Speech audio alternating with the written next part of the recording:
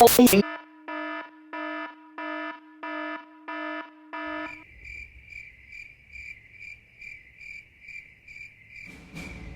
guys, good, you're here. I am so excited. Guess what? I hope this isn't about your podcast again. Why, did you finally listen to it?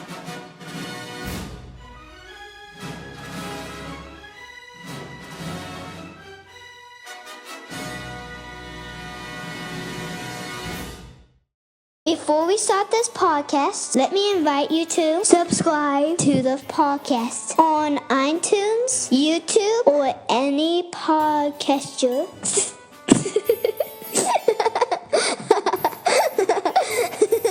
I'm such a cute.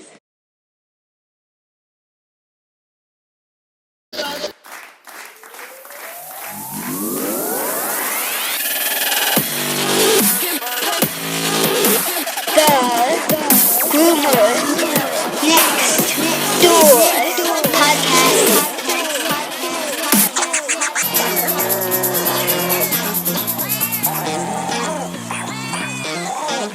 Dun, dun, dun, dun. Hello, pups and kittens, and welcome to the Groomer Next Door episode 160. This episode is Pet Fooled, the movie. We have the director of the podcast coming on in just a little bit.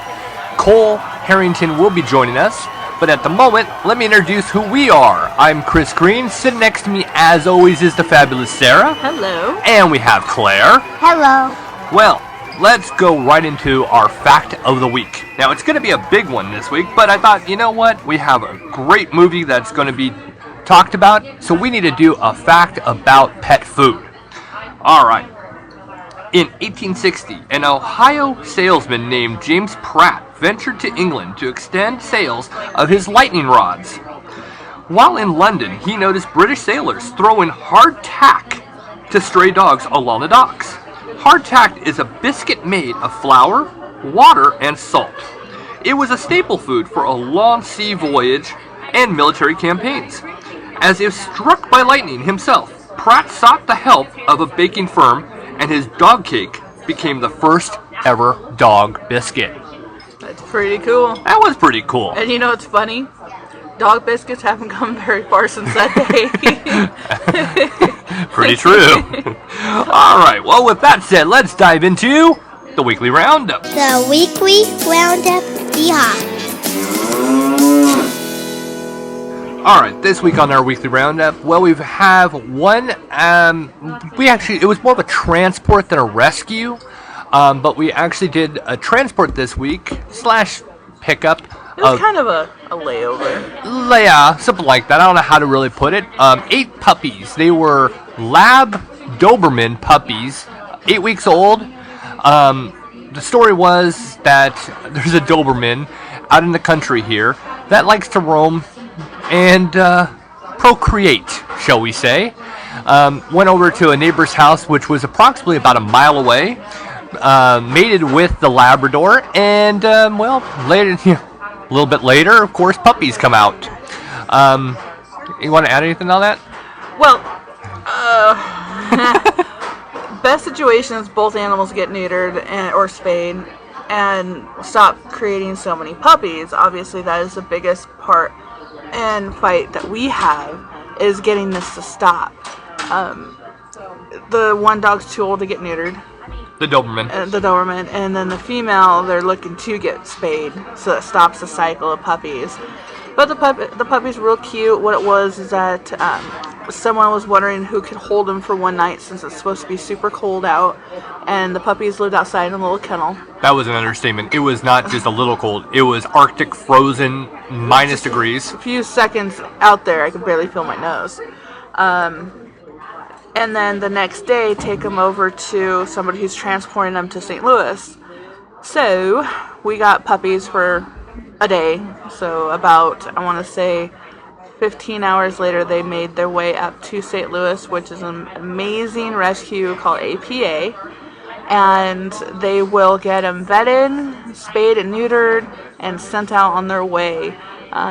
They may adopt sooner than the spayed and neutered, but sign a contract saying that the people have to get the dogs spayed or neutered within a particular time limit or there's going to be hell to pay. Yeah, there's a contract that they'll be voiding. APA is a great facility out in St. Louis. I personally have been there. I've done a couple transports out there. Great facility, well taken care of. They definitely get the funding that they need, and it shows. They take their funding and they apply it to they're not kennels. It's literally foster rooms where they're giant playrooms you can imagine for kids. Think of it as like a play area. And they put all these cats in one area, dogs in another. It is awesome. I mean, these guys have no trouble getting adopted, and they're going to be adopted immediately. And they're adorable. But boy, when we got them, they were pretty nasty. They needed a bath, and they needed a little bit of work. They did actually soil our really good bed. Oh, they destroyed our bed. Our bed, our pet bed. Yeah, the pet bed that was donated, but they just made a mess of our laundry room. Yeah. So that was fun. But they're on their way. They're going to get a great ending. It was nice to have puppies for a little bit instead of just kittens. And that is true, yes. Claire loved the puppies, but they scratched and they when it was time for feeding, oh boy. It was like sharks to chum. It was insane. And if you're wondering, what was that like? You can go to our Facebook page, the Groomer Next Door Podcast, and you can actually see videos of the rescue of them in the car. You can see them in the actual feeding frenzy, and so on and so on. We also have another transport that is going to be done later on today. That timeline has been moved up and up and up as the day has progressed. I don't know much. The dog is outside. Yeah, they just want to rehome it. Apparently that it went and killed a couple chickens, and they can't have that, so they're rehoming this dog. Rescue stepped in and said, well, if you relinquish and not ask for a fee, if you relinquish the dog to us, we will make sure that it gets to a good home and bedded, and everything else will take care of it all. But you have to just relinquish it to us. And she agreed to it. Apparently the dog's a puppy still, and very good with other animals and kids. Not so much the chickens. So, well, you know. We don't have chickens, and we're going to pick it up about 6 o'clock tonight, and then keep it over till tomorrow morning, and then drive it out to St. Clair, Missouri, which is roughly about 50 miles or so. I think it's about 60, 65, something like that. Because Union's It's like the outskirts of St. Louis. Right. So that's up for that. And then it's going from there to Illinois. Oh, wow. Yeah. Wow. Its any destination is, I thought it said Nashville, Illinois. Huh. Interesting. Yeah. All right. Well, coming up next, we actually have a massive pet food recall. All right, as mentioned, we have a major pet food recall. As of Wednesday morning, there was no information about the parent company, J.M. Smuckers, offering any refunds for the potentially affected cat food. Instead, the company instructed customers who purchased any of these products to stop feeding their cats the food and call 1-800-828-9980. There was low levels of one of the vitamins, and it could result in the cats having symptoms ranging from lack of appetite to seizures. While thiamine, I think I'm actually saying that word right, deficiency can be serious for cats, it can be treated if detected early. A separate recall of cat food was issued in June of last year, when the product from the Red Cat Raw diet may have been contaminated with either salmonella or listeria, or both, the FDA announced at that time. So, here's a list of the different cat food items that were on this. 9 Lives was one of them. The Meaty Pate chicken and tuna with the 13-ounce cans. The Meaty Pate Seafood Platter. Meaty Pate Seafood Platter 4-pack, which pretty much is the same one, but they were 5.5-ounce cans, and the other one came in a 4-pack. The Meaty Super Supper 5.5-ounce. That one, and of course they also come in 4 packs as well. Super Pate, or Super Supper is what it was. The pate chicken and seafood, which comes in a 4-pack. Meaty Pate with chicken and tuna. Meaty Pate with chicken dinner. Meaty Pate and liver and chicken. Meaty Pate with ocean whitefish. seafood poultry variety pack, Meaty Pate with chicken and tuna 4-pack. Everpet had a recall as well. That was the mixed grill dinner, which was a 13-ounce can. Down to Special Kitty, beef and liver dinner, 13-ounce can. Classic dinner, tuna dinner. Mixed grill dinner and printed wrap, 12-pack of 13-ounce cans. The mixed grill dinner with printed wrap, 13-ounce cans. And the Super Supper, 13-ounce cans. All of which were on a recall this week. The vitamin, if I'm not mistaken, was a vitamin B low efficiencies. These were all on recall. If you have these products, do take them back to your markets, I'm pretty sure, or big box store, wherever you actually purchase from. I'm pretty sure that they will give a refund. And if you are looking for a full list, you can look in the show descriptions, whether on our Facebook page, on this podcast description, or if you're watching this on YouTube, it will be in the descriptions.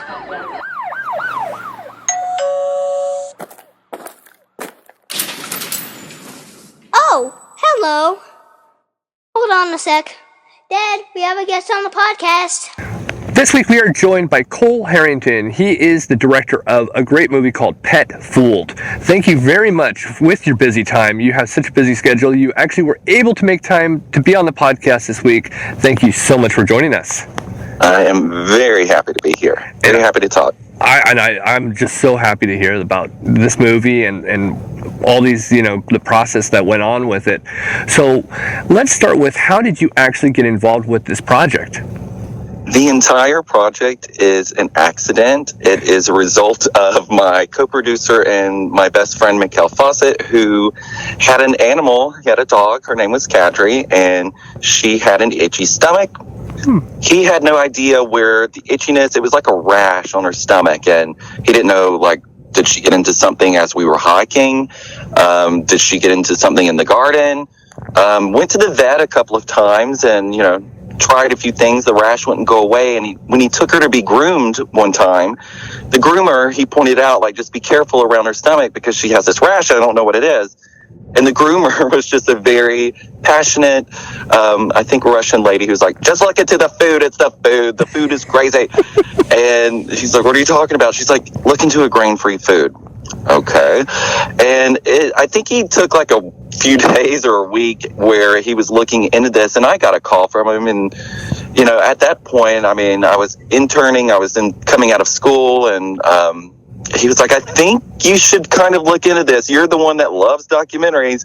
I'm like, what are you talking about? And he's like, yeah, I've come across this topic. It's very confusing, about pet food. And I'm like, pet food? Really?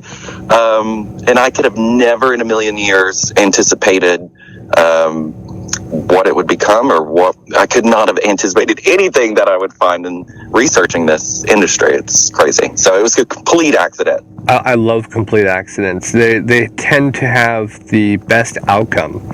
So, follow up with that. So at what point of that week did you actually start to realize, wow, there's a lot of harmful ingredients in pet food? I think it was really for the first year, if not more than a year, where it was just trying to find what were the potential issues. If you get on Google, you can research this as he did. That's where the confusion came from. So he would find anything from, corn and wheat are awful and the worst things ever for your pet. And then the opposite end of the spectrum, I was like, home cooked is the best, or raw is the best, or, just don't feed these ingredients, feed these ingredients. So it was this void of confusion. So we were just meeting people for really the first year, trying to cipher through, well, what's the issues? Because we didn't know it wasn't clear immediately that, there's 5 issues, so let's go solve them. It was just literally this land where fingers were pointing in every direction. So we're just sort of trying to figure out what's going on. So over time, I was able to identify, the criticisms are the diets of dogs are supposed to eat not corn and wheat. So what are they supposed to eat? Mm-hmm. So let's go into that. The issues are companies are potentially not transparent with customers, even though they say they are. So let's go research that. So it wasn't until I found the AAFCO book that I really knew how to make this, into what it became, into a film, because I was able to see from the AAFCO book that the industry was potentially more set up for the consumer, or for the industry more than the consumer. The consumer, what consumer do you know that's ever heard of an AAFCO book? So the industry was very much more set up for itself, for its own interest. I've actually never heard of the book, and I'm sorry to say that, but I've never heard of the AAFCO book. So I met with a guy in Newport Beach who made a home-cooked diet, and he basically has like a glass window. You can watch the food be made. Oh, wow. If you don't want to pay for the food, he'll give you the recipe and you can go make it yourself. That was his business model, transparency. So in order for him to make the food in the state and federally, you have to abide by the rules of AAFCO. So, okay, what's AAFCO? AAFCO is the Association of American Feed Control Officials. And their job, put that in quotation, or their interest is every state has a state Department of Agriculture, and that's how pet food is regulated through each state. Now, the job of AAFCO is just to bring these states together and have common definitions so every state is not different. So you could make a food in Missouri and sell it in California or New York, and you all have the same rules. Okay, fine, that's one thing. Now the issues become, well, in the back of the AAFCO book, you can see who attends the meeting, their names, their companies they're affiliated with, and the email addresses. So I actually didn't know that when I first, came across the book. I was more shocked by ingredient definitions and what's allowed. But probably a good year after, I accidentally was in the back of the book, in the very, very back. And, it was people from Purina, people from Hill's Science Diet, people from Mars Incorporated, Del Monte. And I'm like, why are these companies sitting on AAFCO panels helping write the rules that they then follow? It was, where are the consumers in this? Are they sitting on the panel, and what percentage? So it was all very interesting, I have to say. And I contacted the people from the companies in the back of the book, never got a response. Wow. And you know what, when you were saying you were going online and you were, searching it through Google, I've done the same thing. And you know what's funny is that if you actually look at ingredients and you look at how it's supposed to be, it is tailored by the actual big pet food companies of this is the ingredients and why it's good for your dog. And yet it's a farce. And you'll find more of that online than you'll find the actual proof. The proof of this is actually what it's doing to your pet. But a lot of it's written by the big pet food companies. And so it's swaying people. It's swaying the actual consumer.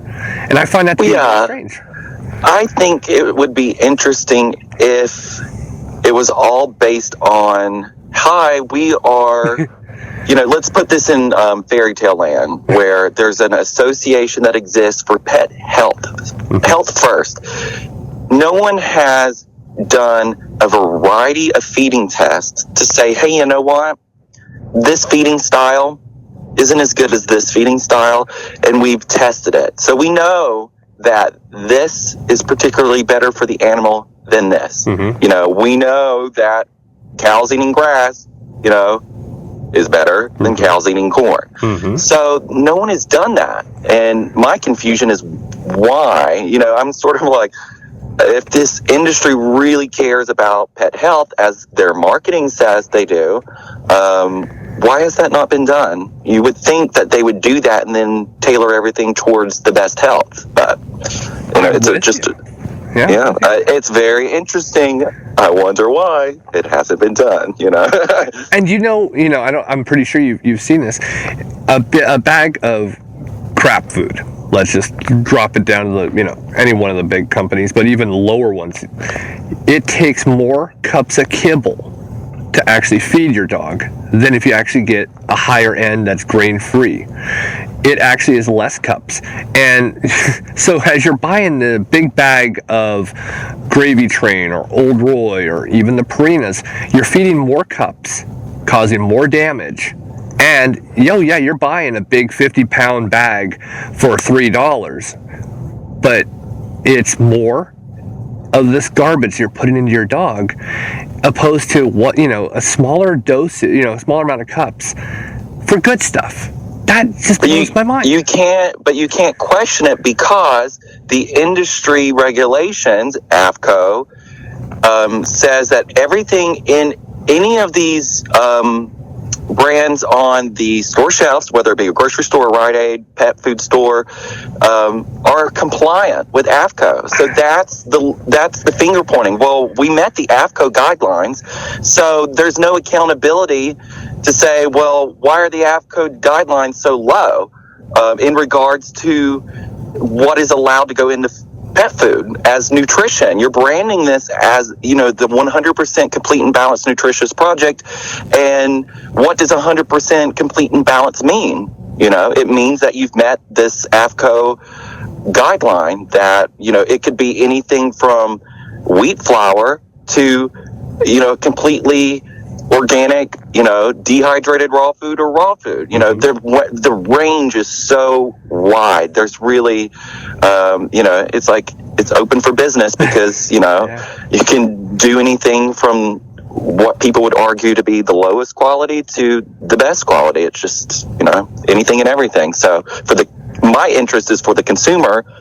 I can't tell you how many times I've been confused, like, well, what's the product with this, or problem with this product? It looks great, packaging's great, so I don't understand the issue. But I really think AFCO was the first time where I'm like, I get it, because no one has heard about this. They're the ones that you have to follow these rules. Why are these companies sitting on these panels, and how is that helpful for the customer? It's bizarre. Now, they will fight to the death saying we are for the customer. And I think the majority of people are, in a way, or they believe that they are. So let's talk about it. That's my biggest thing. If you're for the customer, let's talk about it. There's nothing wrong with engaging in conversation if you truly care about your pet's health. But if you care about your market share, which a lot of things that happen, to me, if a company makes a food and then switches the diet a little bit without conversation, you kind of can read through the loopholes. Why are you not talking about why you changed the food? There's a recent food that all of a sudden chicken's the first ingredient, and it's followed by everything that they had before. There's no conversation as to why chicken's the first ingredient. Mm-hmm. I have no axe to grind. It's just, why are you making products, putting it on the market, and then advertising it as this incredibly amazing, healthful thing when there's no conversation to back it up? It doesn't help the consumer. I'm with you. And what's really strange is that the packaging, it looks great. You can imagine, and you may have already done this, the packaging is so well put together and vibrant, and here's all these pictures of corn and wheat, everything that we should be eating as humans. We're like, these are great things for us. My dog should be eating it too. If I'm healthy, it's going to be healthy. But in fact, it's harmful. And then you get that wheat, corn, soy, gluten in the food, and they're all harmful, and they all cause all kinds of issues. The interesting thing for me is, you can say that it's harmful, but the industry or the company with that food will probably come after you. They will probably find this podcast. Who knows what they're going to do? But, you can't prove that it's harmful. Do you have a test to prove this? So but then it becomes, well, do they have a test to prove that it's not in comparison to everything else? So, it becomes this really big battle between companies defending, everything they put on their market without really any personable, reason as to why they're doing it. It's a company making a product, putting it on the shelf, available for people to buy. But there's no personal relationship that customers can have other than like a commercial. How can you make a food so large and available throughout the country, if not the world. I just went to Paris and I see similar brands in Paris. And they have cereal grains in them. So, it's not really that different throughout the world. It's just, how can you make a food that big and still maintain transparency? That's my bigger issue, like the transparency of where is everything coming from and why is it such, a no-no to ask that and demand that as the customer. Why do I call some of these bigger companies and say, where are you sourcing the corn from? Mm-hmm. Well, we source it from healthy places. Okay, that doesn't answer my question. Why can't you tell me? I understand it's a competitive industry and, a lot of excuses. If you call these companies, the excuses are, sorry, that's just transparency. That's just proprietary information. We can't be transparent on it. And it's like, what does that mean? Like, you're afraid someone's going to find out that information and make a product and compete with you? Is that what it's about? Or why can't the consumer know where you get the corn exactly from? Well, yeah. I mean, look at grain, cage-free chickens. I mean, when people are buying food for themselves, I'm one of those people. If I'm going to buy eggs, it's going to be, cage-free. I want to make sure that my chickens don't have hormones and injections of all kinds of nasty pesticides that are going to, make this chicken to a super chicken and produce 100 eggs so that I can spend 69 cents for a dozen of eggs. I don't want that. I want to know where my eggs are coming from are safe. That's the same thing for dog food.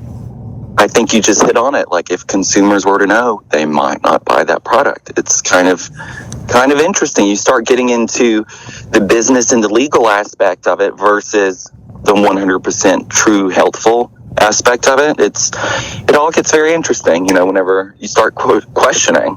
Well, it's funny, at the opening of this podcast, we had a big pet food recall this week. There's not this large upscale of it, but at least once a month you'll see a pet food recall, and it could be as simple as low levels of vitamins, or there's salmonella in this batch. I understand accidents happen, but it happens a lot. Where they used to say air travel is dangerous because one plane crashed in a year, air traffic is terrible, or vehicles, because there's so many car accidents, cars are dangerous. But in fact, when you think about pet food, there is more liability in pet food than anything out there. And I just don't understand it. Why is this not absurd? Why, absorbed by people? And it's mind-boggling. Yeah, it's just interesting how so much trust is put into really just going to the store, because you think just going to the store everything's fine, and it's not always the case. I just find it interesting that I think companies that, I'm trying to put this in a delicate way, I just find it interesting that everything's, becomes a business at a certain point.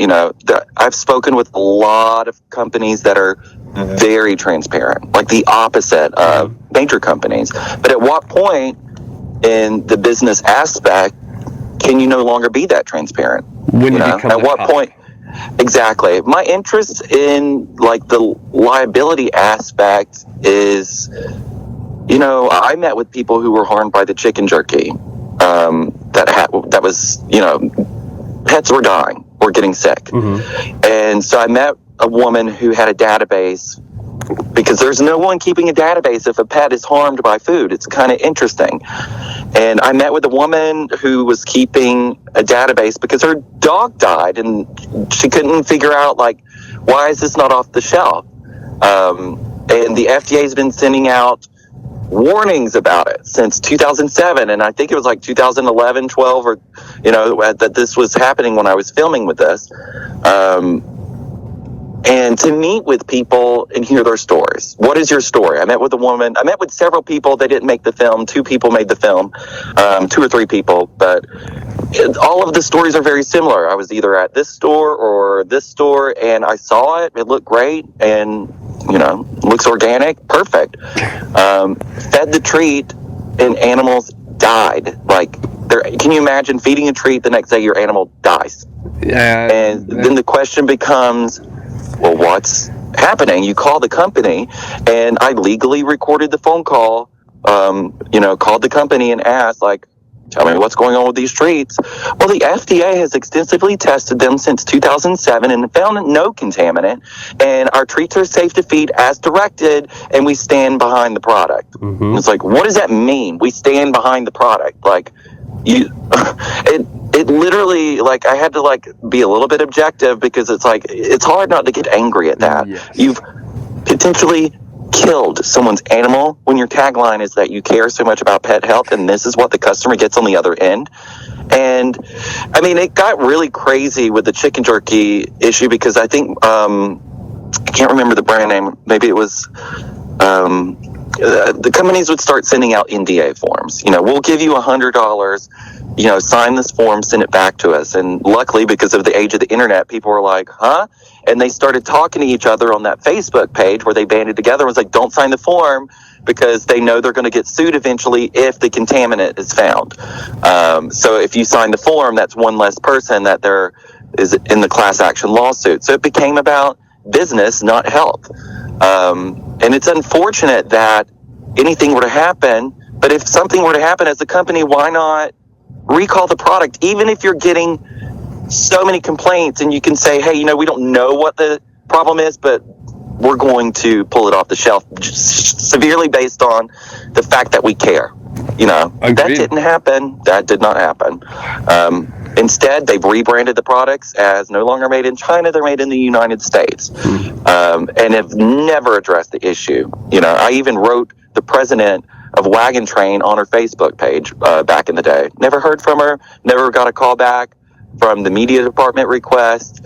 Nobody wanted to talk. Okay. If you have a product, like, I think there was like a company that I met with, The Honest Kitchen, that had an issue to where something could have went wrong.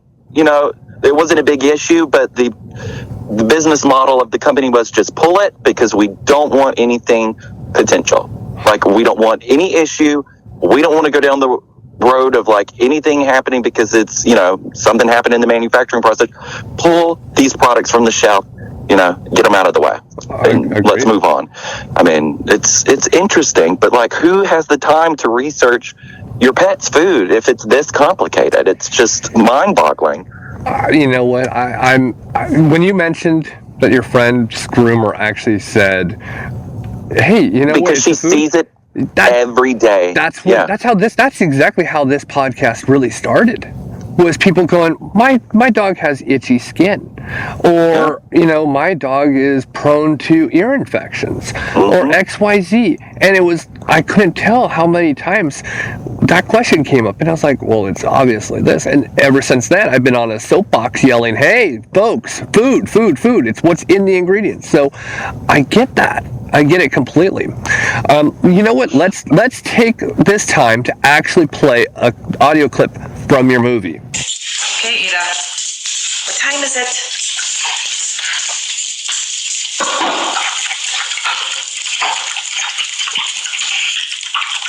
So there's a problem in the pet food industry, and most pet owners aren't aware that there's a problem. And unless you have an interest in digging deeper and finding out what those issues are, you can go through your whole life feeding the exact same food, assuming what you're doing is healthful for your pet. And once you start digging, the evidence becomes overwhelming that the industry has significant issues. Before I went to vet school, I worked for years in zoo medicine. The most important thing I think I learned from that is every species has its own requirement. Each species must eat what it is supposed to eat. It's evolved to have a specific diet that keeps it healthy. Each animal has its own biologic requirement for certain nutrients. A species-appropriate diet for worms is dirt. A species-appropriate diet, let's say for hummingbirds, would be nectar. You can't feed earthworms nectar and you can't feed hummingbirds dirt. Both of those animals would simply die. Some species, when you offer them not biologically appropriate foods, they simply won't consume them. When you offer a snake, another obligate carnivore, a salad, they will simply starve to death. They will not consume a non-biologically appropriate food in light of sustaining life. They simply die. It gets pretty confusing with dogs and cats, however, because dogs and cats are nutritionally much more resilient than other species. And what that means is that we can nutritionally abuse them, for lack of a better term, and they don't die immediately. They just have overall vitality decline and overall degenerative changes take place in their bodies from feeding them foods that are not biologically appropriate. That is powerful information. Explain to us, from your perspective, because you're behind the camera, explain to us, what was that like, and in detail, what was going on? So I think in relation to that specific scene, I mean, that's the thesis of the movie. Like, the big question is, with dog or cat food, what's actually appropriate for the dog or cat? And I'd never heard as a pet owner in my life or as a consumer the idea of biologically appropriate. What is that, huh? And, I think it was Dr. Becker who first brought that up. And that scene is actually a combination of Dr. Becker and Dr. Royal, who did not really know each other at the time. They knew of each other, but these are separate interviews of them, explaining this based on their experience. Like, they both came from a similar background in zoo medicine or wildlife rehabilitation. And after going through this, again, like the groomer for my friend Mikkel, they're like, well, we know this a little bit more than the average person because we come from the background of species appropriate animals, especially working in a zoo. If you don't feed certain species specific diets, they die. Mm-hmm. And that's not the case with dogs or cats. They don't die overnight.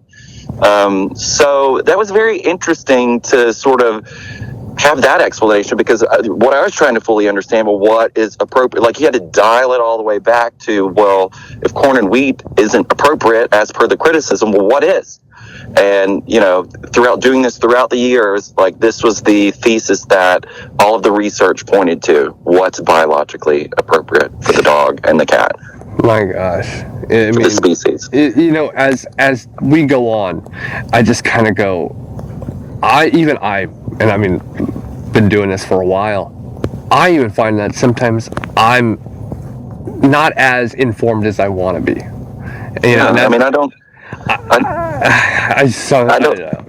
I don't even think we don't know what's biologically appropriate for us. We know, hey, it might be better to eat something without pesticides or eat something that's less processed. One of the great scenes in the film is whenever Dr. Royal she's like, clients will, say, do I have to feed raw food in order to make my pet healthy? Do I have to do that? And she's like, you don't have to do that, but it'll make a difference. I'm telling you, as the person who's doing this every day of my life, all of the animals that come in and out of the clinic, like, it'll make a difference. And it's the same thing where humans had so much processed food and Whole Foods come along, and people are like, people ain't going to pay more money for fruit, and it's like, yeah, actually, if you know the processing of how things get to the market, you might want to go to a different place that does it differently, because it does. If you're putting something in your mouth every day, it's going to affect your health for good or for bad, Well, and look at that documentary on eating McDonald's for 30 straight days. I mean, the same process went there. It's like, okay, take that, think about that as a human. Now take that and put that as your dog.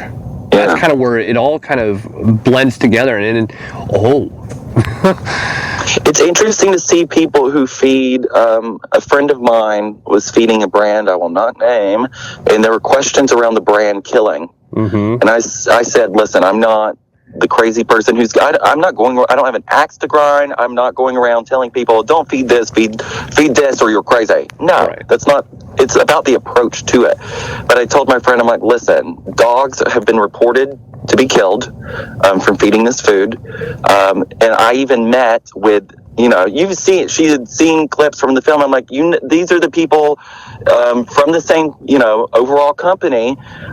Please just switch the food because I care about your animal not dying, because, and she switched the food, and it's literally like her dog was overweight, not really of the best health, and it's a completely different dog. Like, she actually had to roll the food across the floor floor before in order to get the dog to eat, and now the dog is jumping in circles like, please give me the food. And you can just tell a difference in the body and the health and the way the energy of the animal is, and finally for her, she's like, oh my gosh, I had no idea. And her biggest concern was, I can't afford anything better. Yes. And I'm like, listen, if you can't, you can't. We live in Los Angeles. Go to the Healthy Spot in Los Angeles.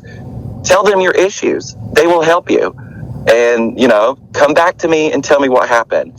And I think the food that she eventually switched to was like a dehydrated,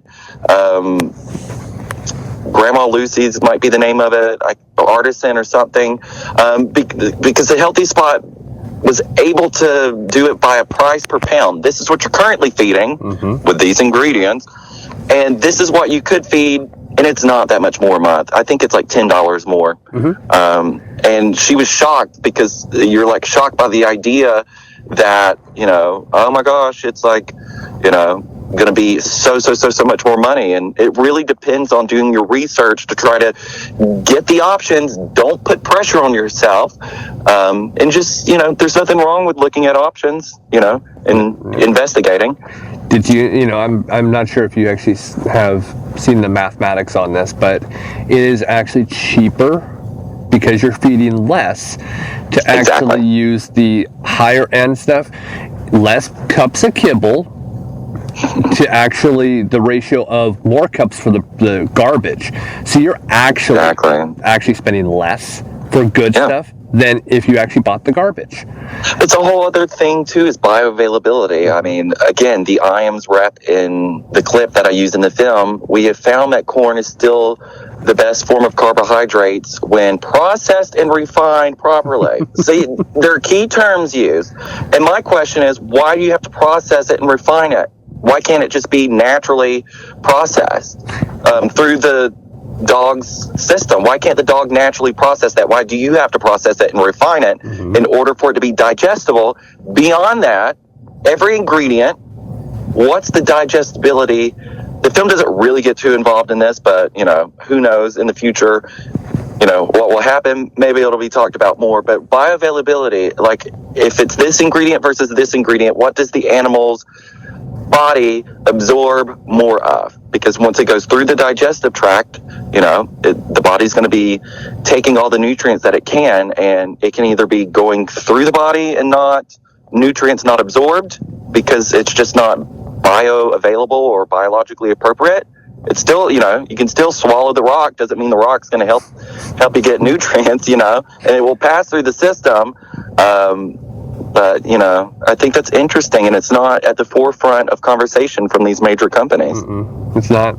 Now, when you go to a big box store or you're in the market, I go through this all the time, and you go down the pet food aisle, and I'm sure you go down there just for the kicks of it, and you see somebody with name brand soda, top food in their basket, but alongside is a big bag of garbage food. Does it just drive you insane? No, I mean, the last time I even went down a pet food aisle I was in Paris. So it was like Paris, it was new. But I mean, if you go down a big box store, it's the same brands in every store. And I've been there, I've done that. I know what it's about. I don't get angry. It's just fascinating. So, I mean, I'm not going to yell at somebody in the store, say, don't buy that. It's up to, nothing works unless the customer themselves knows this information and cares enough in order to take the time to do the research. Otherwise, I mean, I can stand at a mountaintop and scream at the top of my lungs. But the interesting thing about making this film is that the industry's changed over the course of making this. Whenever I first started this, it was like blasphemy to, don't say corn, don't say wheat, don't say soy. And now they're marketing their products as no corn, no wheat, no soy. And it's like, wow, the things that these companies used to be very litigious about, they've now created products, without that. Yeah. It's kind of interesting. It is. It is. And I find that when they make their new products, my question is, are they then admitting that are they basically admitting that all of my research is, correct? Because they're not discussing it. They're not saying, hey, you know what? We're doing this for this specific nutritious reason, Are they admitting that what they were doing before is wrong? It feels like an arrogance. It's an arrogance. Like, nobody's going to stop us. We're already here. People and nobody probably will. Yeah. Nobody probably will. That's why the film ends in the way that it is because this is a chameleon in the wild. Mm-hmm. They are going to switch to make money because it's a business, and that's the point. You, as the pet owner, don't have to buy from a grocery store. You don't have to buy from a big box store. You don't have to buy like dog food. You can make it yourself. You can make a raw dog food. You can go find a recipe. And I'm finding on Facebook, people are like, I'm saving so much more money from simply making it myself because of, certain reasons of where they get the food or get the ingredients, and then they freeze it. And, people make home cooked meals. Or if you want to buy simply for the convenience of it, there are many, many great options. There are companies that ship it to you on dry ice, so you don't have the markups of the store. There are companies now in today's age, like if you're in Missouri or if you're in Austin, Texas, or if you are in, a suburb somewhere, there are local people who have had experiences just like my friend had an experience and woken up and said, why isn't somebody doing this? There's so many companies that exist locally that I'm trying to sort of say you can go to a local person and have a relationship with somebody who is making the food for your convenience. And wouldn't that be much better to like say, hey, so-and-so, how are you? Great. I've actually learned about this. I've switched the diet a little bit in order to add this, benefit for your dog, or we're trying to make, this new product line for this reason. You can have a relationship with people. It doesn't have to be, I'm in the grocery store. I just need it because it's here. If you want to do that, do it. That's probably that's the way our world is built. It's built for convenience. But, I've learned from making this film that I'm sort of dialing back on everything, just sort of like, it's great to be in a world of convenience and just pop into the store and buy something. But I'm sort of questioning, well, what's in my soap and how's that going to harm or help me?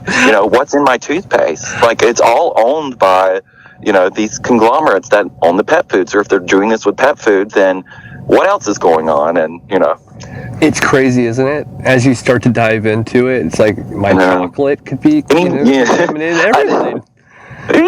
Where, again, why can't the consumer know where everything comes from? Why is that not a specific law for the package? This is where everything's sourced from, and it's 100%, perfect. But it's kind of like a veil of that. Like, well, the AAFCO book says that it's fine. We're highly nutritious. No, the 2007 recall pointed out that, first off, one manufacturer is making hundreds of brands of food, and then the same ingredient was used in all of these different foods. The same tainted ingredient, unfortunately. But if that wouldn't have happened, who would have known? It really just sort of blasted the industry in, a light that had never existed before. Who would have known?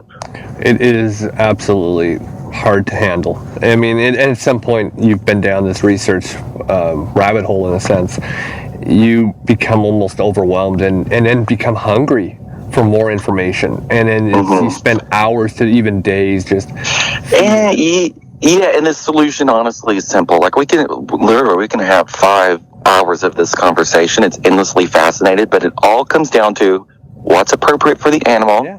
What species appropriate? Where are the ingredients come from? And as the consumer, 1, does that matter to you? And 2, can you have a relationship with the company to prove it? Are they saying they get it from, Joseph's farm in, Missouri because of this reason? Are they saying we get it from these 5 farms? You need to be able to understand where the food comes from. Why wouldn't you want to understand that? Right. But again, going back to the AAFCO book, it's just saying you need to meet these protein levels. It's not saying you need to meet those protein levels via chicken. It's just saying meet the protein level. So you can get that from wheat flour, or another ingredient. And, then the industry's on their side because there is no rule to say you can't get it from wheat flour. Because who am I to criticize? We're following the rules. Who are you to criticize, Right. But you know what? I will criticize. I will keep talking about it. And my only goal in doing that is the consumer's right to question and have free speech in, a marketplace. We're not out to make anyone bankrupt. We're not out to see any company go down in flames. We're out to say, please be honest and please be transparent. I'm with you on that. Now, I know about this because I asked it before we started, but I don't think we actually talked about this part, and that is, how long did it actually take to make the movie? I think it was a year before we actually pressed the record button. And even when we were pressed the record button, we had like a lot of people in Chicago. We knew of Dr. Becker through YouTube. I knew Dr. Royal only through an audio file, the 2007 recall lawyer. We had another lawyer, Vince Field. We had several other veterinarians that didn't end up a lot of people didn't end up in the film. We had AVCO willing to talk to us, and they were in the Chicago area. So we're like, let's just go to Chicago. So we took a week, filmed as much as we could, and then the real research started because we didn't know anything. I'd never heard of a raw food diet. Are you crazy? Like, people are going to kick us out of the dog park if we talk about this. So really, like, I had to transcribe all the information, look at the commonalities of all the interviews. So the entire process took about going on 6 years. Wow. Now, that's not 5 years researching it. The last year was just sort of like, we have a rough cut of the film. What company can help us get this to the consumer in the widest availability possible? And then, even then you've got to have everything digitally okay for all of these platforms, and that takes time. And it was just a big process. Honestly, wow. I thought it would take 2 years at max. I'm like, this will be over in like a year and it's going to be great. No. Wow. I like the Elon Musk quote. It's like swallowing glass and staring into the abyss, because it was literally like I jumped into the middle of the ocean without a life jacket. And I know there's land somewhere if I swim long enough. If I can keep my body above the water. Like, that was my analogy. I'm like, I feel like I'm in the middle of the ocean on my back, just sort of flipping my little feet. Like, eventually things will be okay. And, eventually they are. Now people are watching it, and I'm actually surprised that the feedback is being so positive. When you make something, you expect to just be ripped to shreds, Yeah. Like, you are a sucky filmmaker. But people watch it and they like it, and I'm like, oh, cool, thanks. Because the information makes sense. It simply comes down to the information. It comes down to these subjects, Dr. Becker and Dr. Royal. They've lived this. It's not some crazy fanatical concept, because again, things have happened that have opened the door, and the industry's changed and is changing towards the natural food market. So all of the marketing is now starting to complement all of the criticisms that we had in regards to this industry. They just don't talk about it. Right. Wow. Now, are you considering a part 2? I think that would be interesting, depending on, who knows how the industry is going to react to this. Who knows how the industry is going to change. I can't predict the future. I don't know, what's going to happen. Is the next phase going to be, this biologically appropriate food is better than this one for these, who knows? I feel like Dr. Becker and Dr. Royer are like, now the issue is, we're having the raw food companies come on, or companies come out with, fresh food, and it's not good fresh food. It's like, it's the idea of fresh, but, then it becomes confusing, again, with the quality and the source of these things. So I don't know. It's not happening now. But I have no idea what I'm stepping into, because the film isn't about to be released. I'm speaking to you pre-release, so I don't know what I'm getting into. Well, you also have another thing about food that I don't know if you actually covered, but we're talking about dog treats. Yeah. Well, make it at your... You can make things at your house, dial it back too. What is the dog... again, that's... Well, we do a segment. We just started a segment. We actually have not actually aired this one yet, and it's making dog food treats at home. Oh, wow. Yeah. So, it's interesting what you can do in your own home. Exactly. I mean, and we were talking about it, both my wife and I have, we always try to put different segments. Now, of course, this episode, we don't have other segments because you're our main segment. We're just going to kind of have you in. But in other podcast episodes that we don't have a guest, we do little games or different segments to kind of, keep the flow. And we were thinking, what, dog food treats are very important. We should talk about that. How to make something at home. Now you actually know what's in your dog treats. And this is a couple weeks ago we talked about this. So, this idea of you and I having this conversation was obviously not something that had come about. And it was like, hey, that's not a bad idea. Because I want to know what's in my dog's treats. Because same issues that go with dog food. They go with the treats. They brand it as it's just chicken. So, okay, well, if it's just chicken, why did so many dogs die from eating just chicken? Right. And is it something in it? Is it a process of a preservative? Are you radiating it? Or is it the fact that chicken jerky breaks in a certain way that harm the dog? What is it? And, the FDA was looking for the smoking gun, and we can't find the issue. So it's like, who would have felt it was New York State Department of Agriculture that really had a big part in the 2007 recall. It wasn't the FDA. Maybe they worked with them a little bit.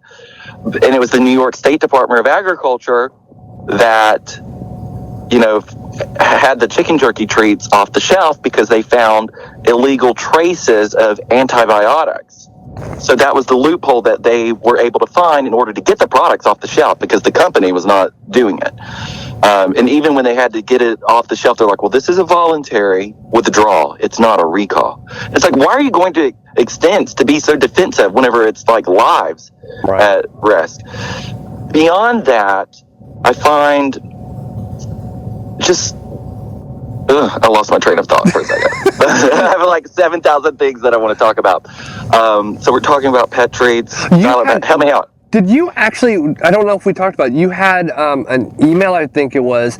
Wasn't it from the FDA you wanted to talk about? My interest is, now I remember what I was going to say. Okay, cool. I'm like, okay. What I find interesting with the FDA, going back, is I spoke with the lobbying group, the Pet Food Institute, and the man I spoke with is since retired, and there's a new head of AVCO. I don't think she will probably want to speak with me after this film. And so, our sort of thing was like, why does the lobbying group want to talk to us? I want to talk to the companies, and you represent the companies. Mm-hmm. And, they're like, that's not going to happen. Well, I'll talk to you, AVCO. And when I talked to them, the pet treats were, the issues were happening. They're like, no dogs have died from eating these treats. And I'm like, do you want to restate that? Because it's not my mission to make you look bad. Mm-hmm. Like, I've met with people that this is harmed. And their response was, the FDA has tested this, and I trust the FDA. And now in retrospect, I'm like, why do you trust the FDA? Because now, with so much time that's passed, the FDA didn't find, the 2007 recall melamine. It was the New York State Department of Agriculture. And the New York State Department of Agriculture found, the issue with the chicken jerky treat to get it recalled.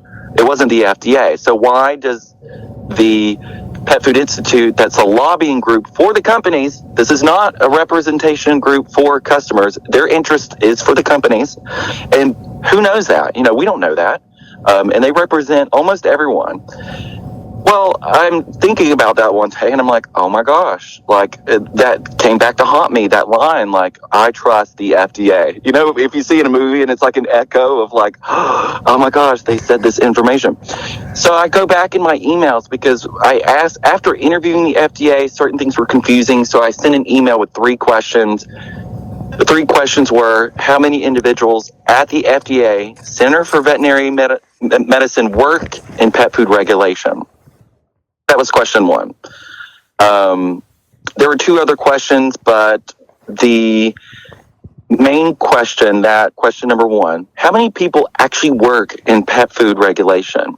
Their answer, and I'm going to read this verbatim, it's difficult to quantify how many people work in pet food regulation at the Center for Veterinary Medicine, as our staff tends to work under the heading of Animal Feeds, which includes pet food.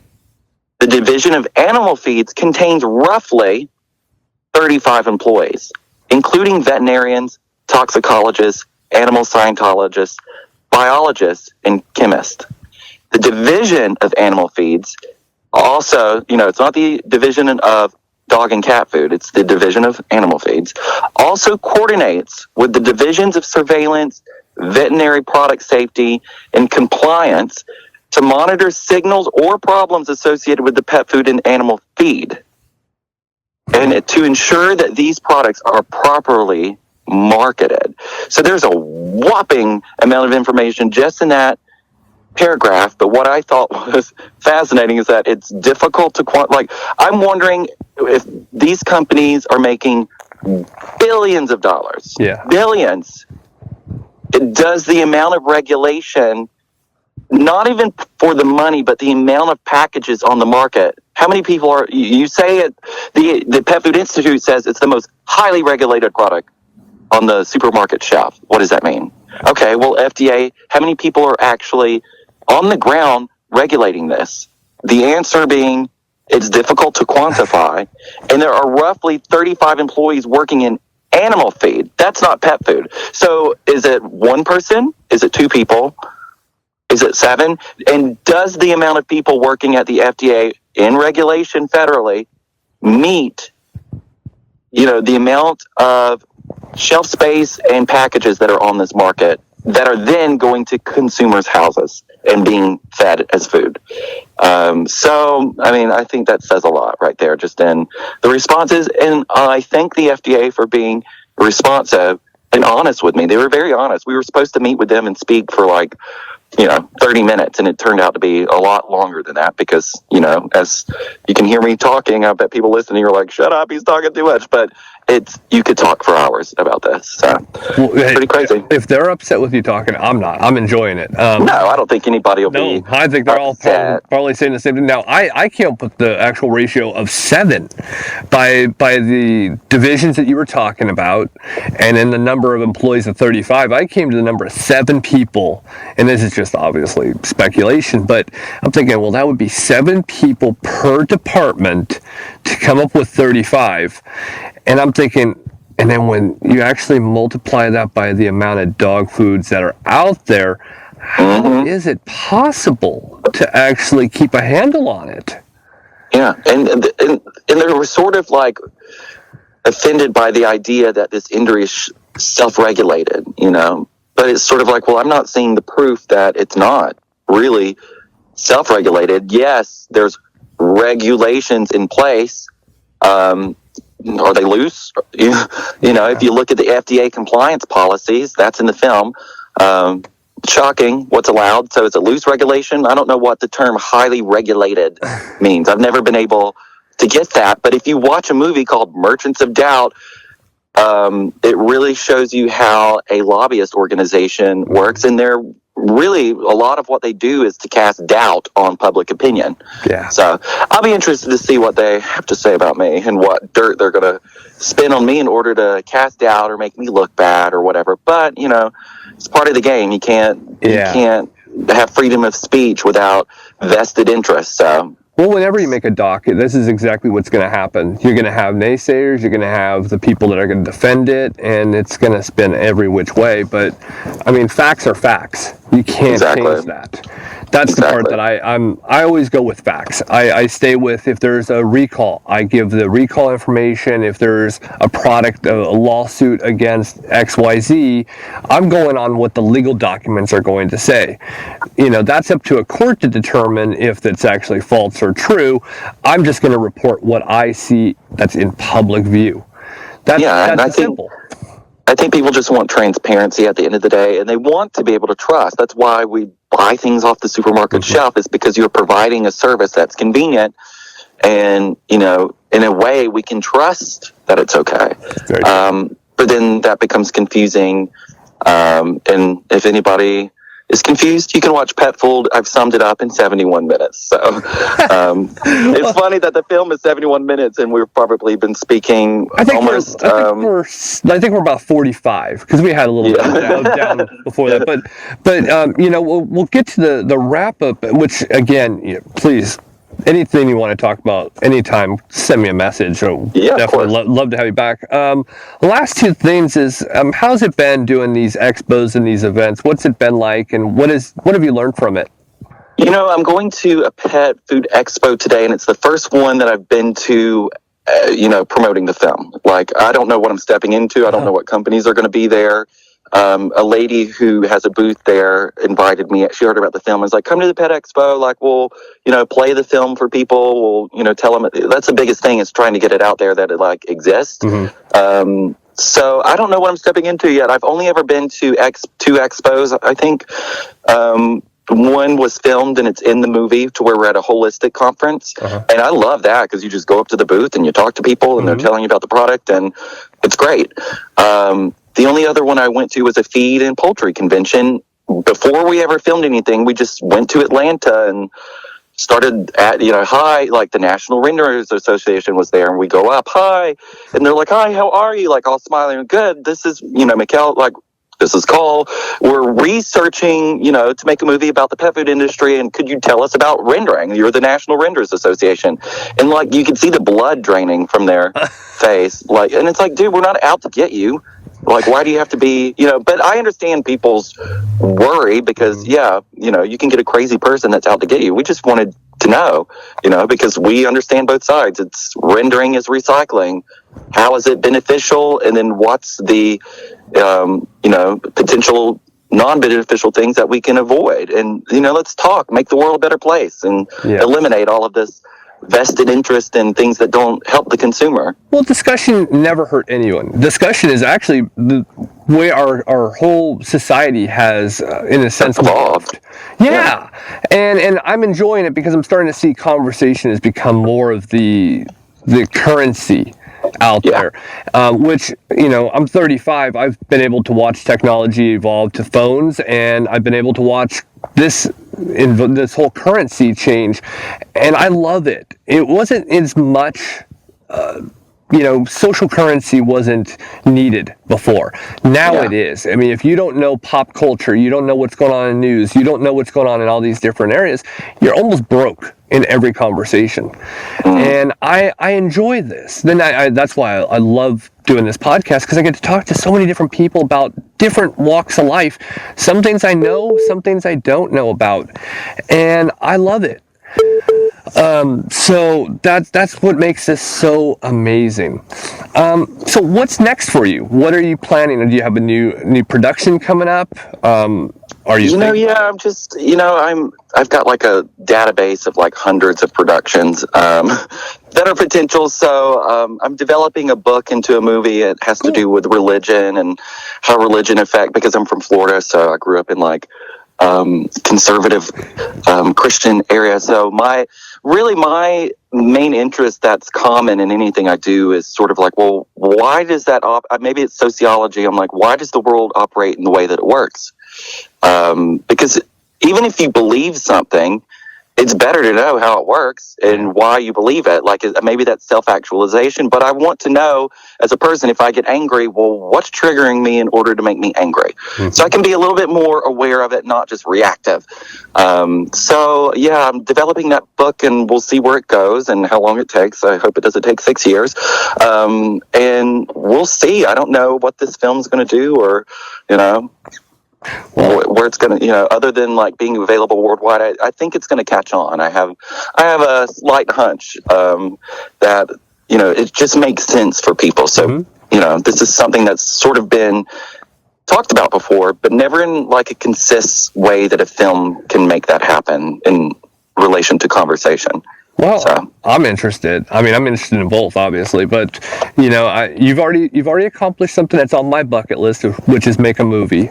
I like to go behind the camera and do something at some point. I think that's just cool to make stuff. Obviously, I do this, so it's fascinating what movies can do in relation to life. Like, I love that.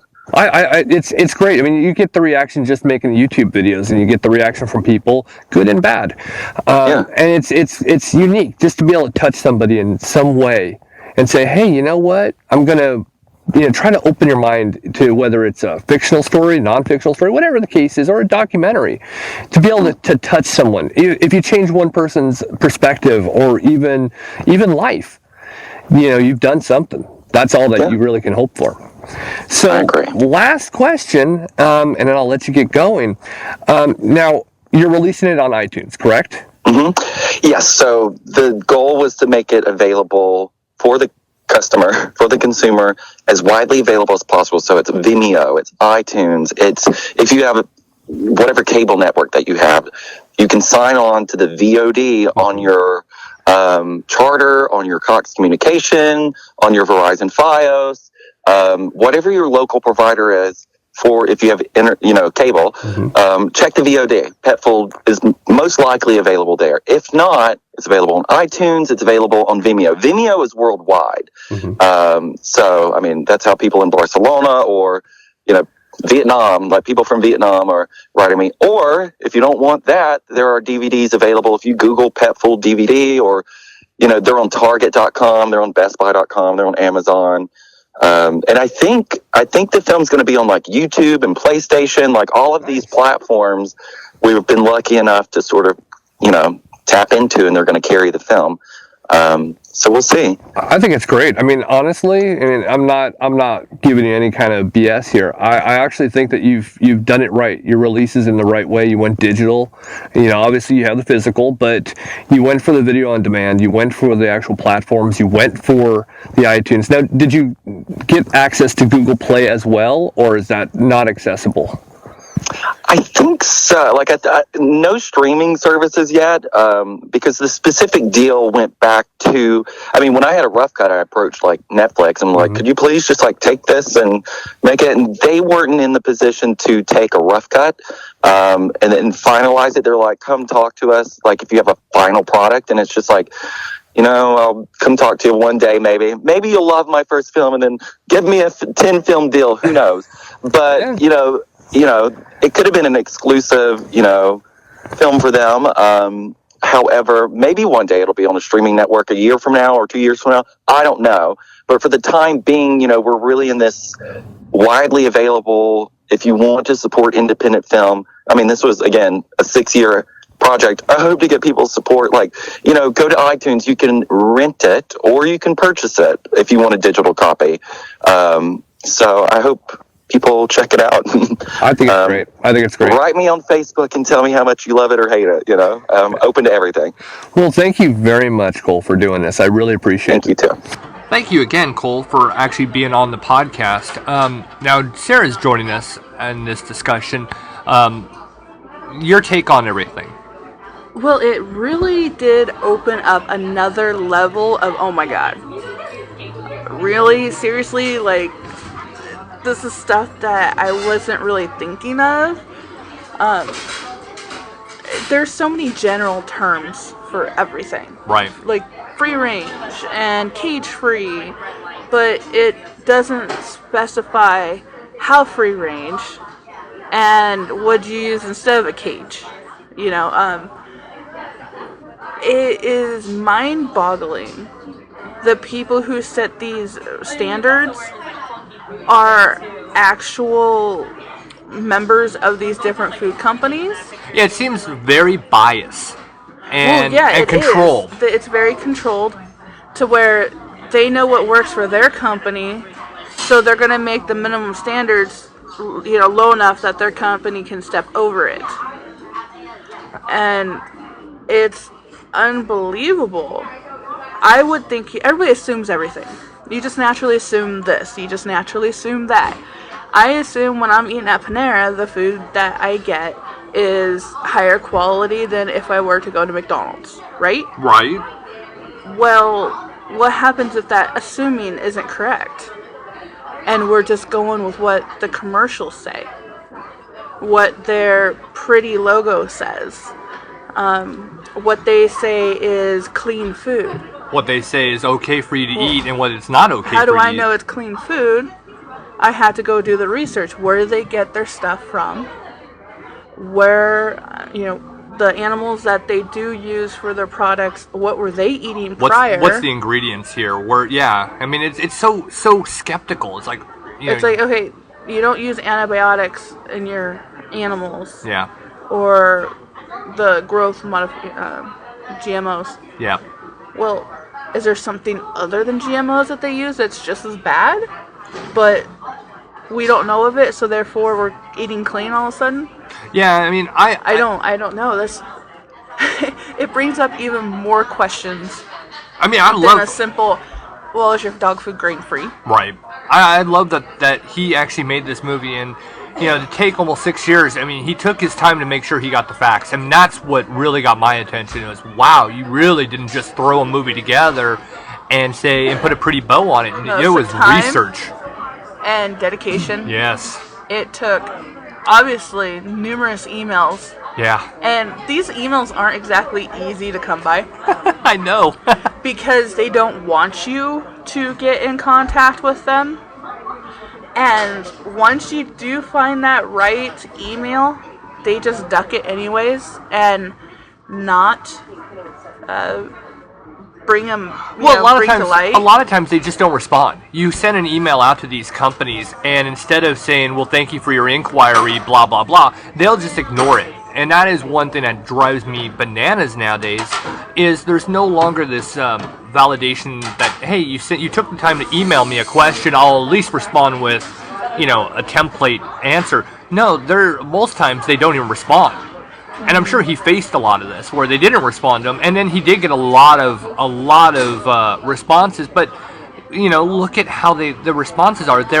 I don't know how many employees. Yeah, they're very vague. They're extremely vague. So therefore, you can never pin down an exact answer and hold them accountable to it. The one that threw me for a loop was the Hill Science Diet. They're sold at every veterinarian. It's a prescription diet. And people look at prescription and automatically assume that it's supposed to be better for their animal than the stuff you can get at the grocery store. But there is Hills on the Hill Science Diet and such on the board of regulations. How do I not know that you are making the regulations just low enough for you to step over? Well, that's just it, though. When the people that are making the products are making the rules, that means that the rules are being bent for them to actually sidestep. Mm-hmm. And, when you hear, and we just did the recall list, look at the list that we just did earlier in the podcast of how many things. Yes, they said it's mandatory. That's because they couldn't sidestep it. They had to say, we're recalling. And well, because they look at it, okay, we couldn't bypass it. How many animals could die versus how much can we afford to pay off? Right. And how many times have we seen these products that are on a recall, and then all of a sudden they become the end caps in the big box stores of, here, feed your animal this, and it was just on a recall. I go and I look at the actual companies that do voluntary recalls. But I don't know if I buy those voluntary, because all it is that they're saying, yeah, we have a low, quality of vitamins or whatever. Voluntary is one thing. That's when their stuff is still safe enough to sell, but they don't want to because it's not up to their quality standards. So they voluntarily recall things back. Yeah, I understand that, but I don't know if I buy it. Several years ago, when I still worked for PetSmart, Nutro got their lamb from a particular region of the world that had a very undesirable? No, it was a very bad disease that went through their lambs. Okay. And Nutro was scared. They didn't want anything like this because the other company who had this killed several dogs within a few days of digesting this food. So Nutro went and pulled all their food, every lamb out there, because they had multiple different times, like there's Nutro Max and Nutro Ultra and Nutro Natural Choice. They pulled every single one of their lambs off the shelf And all of us at PetSmart were working extremely hard to get every single piece of neutral lamb off that shelf. And that was treats, too. They did it because they weren't sure if their food was tainted by this lamb, because they couldn't pinpoint the source. That, to me, was like, okay, well, they voluntarily did this, and it wasn't mandatory by any of their... standards? Yeah, it wasn't mandatory.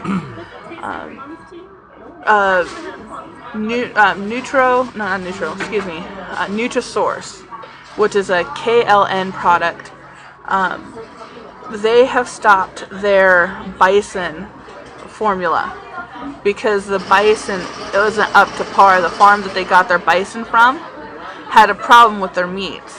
So they stopped that entire line to make sure that the meat that they put in their food is of quality. But then I'm thinking, how do we know if all the other ingredients are quality? What kind of line are they skating by? It's getting to the point where it's kind of scary to feed your dog food. It really is.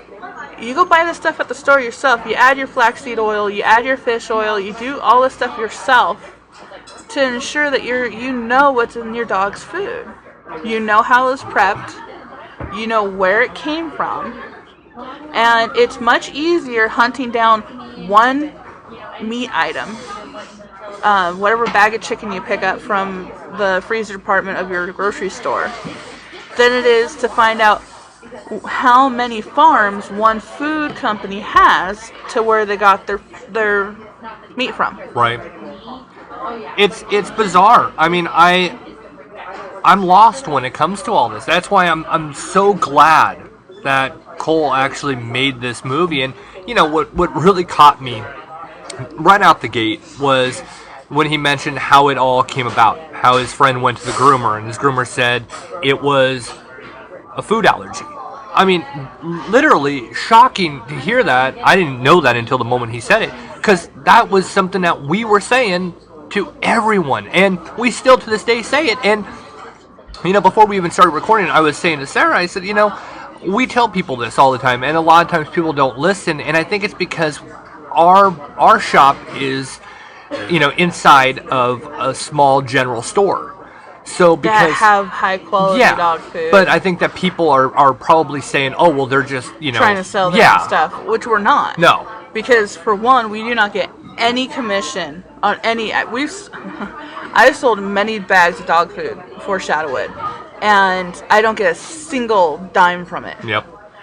But it's because those food is much better than the old Roy that they were choosing in the first place. Right. And I mean, they say, I can't tell you how many people have come back to us and said thank you very much. Yeah.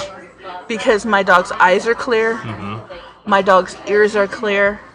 It doesn't smell like Fritos anymore. And their poo doesn't stink nearly as bad. Right. And it's frustrating because as far as they knew, Old Roy was a completely balanced meal. Well, yeah, because it has that. Because the people were also on the board. Yep. That said, the regulations are there. They are allowed to say it's a complete and balanced meal when it was not. It's hard to believe. Frustrating. It is. It's just hard to fathom. See, originally I thought this was more towards telling people, okay, grain-free, go grain-free. I'm like, well, you can say it till you're blue in the face. And we've been doing that anyways. Welcome to 160 episodes of the Groomer Next Door. Right. But to see the inner workings of what the pet food industry is scary. It's ridiculously scary. And there is not very many people out there that are actually going through the food and making sure it is good enough. Right. Now, it's not. To mention this, the movie comes out this Tuesday, February. Wow, I'm all lost. January 10th. So that's this Tuesday. So if you're listening right at release, wait until Tuesday. It will be out. honestly cannot stress enough. If you you love your pets like we do, this is something you gotta watch. It's on iTunes and video on demand. I mean, he has this thing well documented out there. I mean, I loved where he actually put it. I'm looking forward to seeing it. I am too. He put this out into the digital world. I mean, yes, as you mentioned, you can get physical copies, and it's definitely something you should have. I mean, I want a digital one. It will stay in my cloud, and I am absolutely 100% a fan of spreading this around too, and showing different people. It all starts with education, and this gentleman went out, and they went there, and they did everything they needed to do to look try at the to bring about. locations he went to. I mean, he went out and not just saying, "Hey, look, I'm in Los Angeles. I've got resource upon resource." He went to Chicago. He went to Atlanta. He has been jet setting around to get as much information, get this thing down. I gotta commend him for that. And he has this passion to try to bring as much knowledge as possible, and to see the corruption in this is unbelievable. He's gonna, I don't think he's gonna face the criticism he thinks he's gonna face. I think he's gonna face nothing but commending for actually exposing what it is. And someone needs to do it. Someone that has the manpower, who has the brains for it. As much as I like to say I'm very knowledgeable in the dog industry, I would not have the brains to follow through the way he did. Yeah, he pulled it off. You ask me any grooming question, I'll have an answer within 2 seconds. I know exactly what I'm talking about, and I'm that knowledgeable. But he took this to another level. He did. And I want to see this I'd like to see him make a sequel. Especially if this opens up more floodgates to people coming forward. Right. And maybe even ruffle feathers enough to get them to say, hey, you know what? People are starting to become wise of this. People are starting to really pay attention to the things that they put in their own bodies. Right. So therefore, natural line of progression, you're going to worry about what your animals are eating too. And we're very conscientious now as a society, and it really is one of those, as I had mentioned earlier in the interview, it was kind of like seeing the progressions of technology and conversations, how it's progressed. Well, we've also progressed on our diets and worried about what we're eating and where our food's coming from. And I think we're now at that little bit of that moment where we're starting to think, hey, you know what? I'm concerned about my health. Why am I not concerned about my pet's health? Right. And that's where we're at. So many people rely on their pet to de-stress. They rely on their pet or their service dog to help bring them a sense of relief from the stresses of the world. Well, you find that one dog that is amazing, or a cat, don't want to limit it to dogs, but and cats, that do everything for you. Don't you think maybe spending $10 extra a bag or making the food yourself is worth keeping your pet around for longer so you still have that level of comfort? Right. Did it actually kill you when you mentioned Newport Beach? I was like, oh my gosh. I miss my Newport Beach so much. I went to school there. I loved going out there. I used to be able to walk out and see the ocean from school. Gosh, I miss it. I miss it. Well, we've had an extra long episode. I hope you guys were all informed, and I hope that this Tuesday you guys all go out, whether it's on your iPad, on your iPhone, or on your TV, and you actually go and rent or buy Pet Fooled, because honestly, it is something that we should all be watching. I know we will, and I hope you are too. Well, by that sound, Claire has turned on the applause sign, so that means we are getting out of here. There's obviously a dog that's needing our attention, so we are going to go get that little one.